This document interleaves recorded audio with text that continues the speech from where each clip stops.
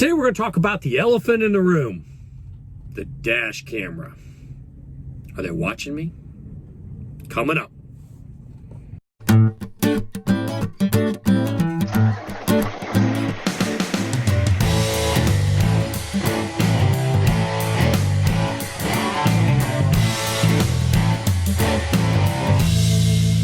I've got a love-hate relationship with the dash cam.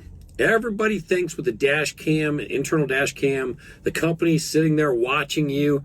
Trust me, they don't have enough people to watch 850 trucks, and they can't afford the bandwidth to sit there and stream all of us 24/7. It's not happening.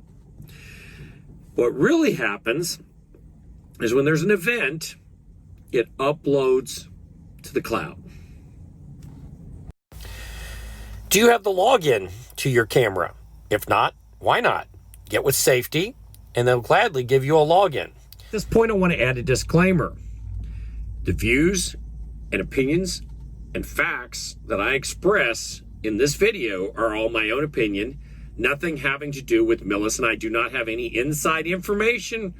I have not best buddies with Dan Millis or Katana Van Ruden, so I do not get all of the inside information. I have figured all of this out from looking at my login information, from going to Lytx, Lytx's website, downloading the PDF of their manual for this camera, and other places that I've searched on the web to try to learn more about this device and how it works. I think that it is a valuable tool to teaching, especially new drivers, what not to do when you're driving. Lytx offers certain triggers that will set off the camera. Those include accelerating, braking, cornering, critical distance, driver smoking, driver tagged, following distance, food or drink, handheld device, in-lane fitness, inattentive, lane departure, no seatbelt, none selected, other, roll stability, rolling stop, rough, uneven surface, or speeding. Now, these are the triggers that are offered by Lytx. That does not mean that Millis or your employer, if you're working for somebody else who has a Lytx camera, uses all of these triggers. They may not. They may not even have the devices in the trucks to trigger it. Those are just the ones that are offered by Lytx. In addition to the triggers, there's a list of behaviors. So some things are categorized. You've got unusual event, aggressive, animal strike, blank stare, lots of things, okay? As it scrolls down, you can scroll through these and you'll look at all the behaviors that a company might be looking for.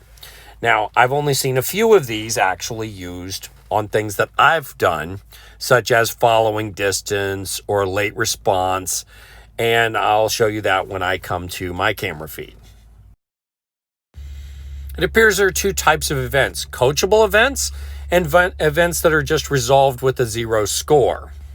I believe the 0 score events are events that are justified or weren't your fault, like the car cutting across in front of you or coupling a trailer on a rough surface, things of that nature. On the other hand, the ones that are coachable are the ones where you get that message from your dispatcher that says, hey, pay a little more attention to this. As we can see from this screenshot, I have 4 points for a single event under coachable, and I have 11 total events. This is, of course, in the last 90 days. We can watch the event by clicking on the event ID.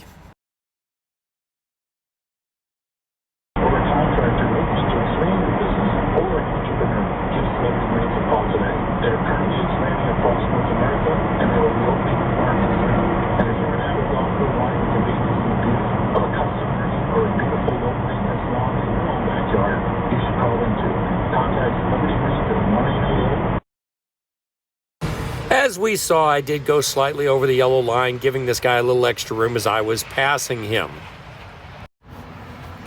Obviously, the lower the score on your coachable, the better off you are, and the fewer events you have, the better job that you're doing. And you can look at these events and see what triggered each event and maybe not do that behavior again or try to avoid that behavior, causing you to have less events and making Safety much happier with you. Here's an example of a braking event from my feed. I'll keep brake. Oops. Oh. They had to put a cop way back. I couldn't figure out why.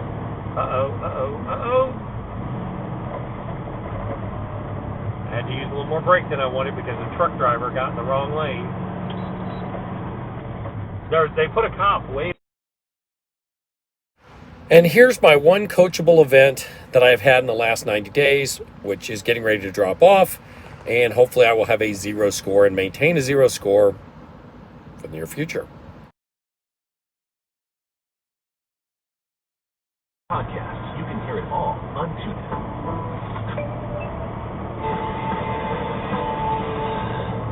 Jeffrey Epstein's death, his convenient death last year, kept the rest of us from knowing anything at all, really, about what he did, who helped him do it, and where all the money came from.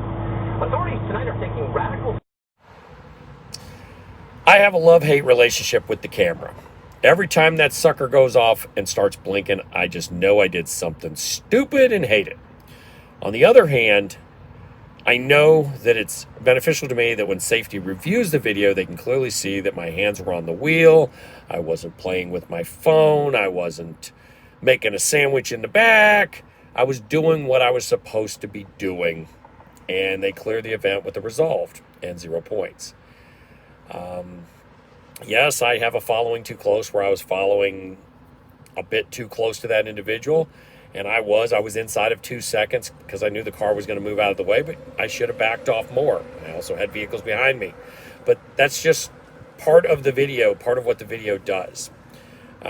Hopefully out here in the next 2 days, I should be at a 0 on my camera feed, and I'm going to try and maintain a 0 just as long as I can.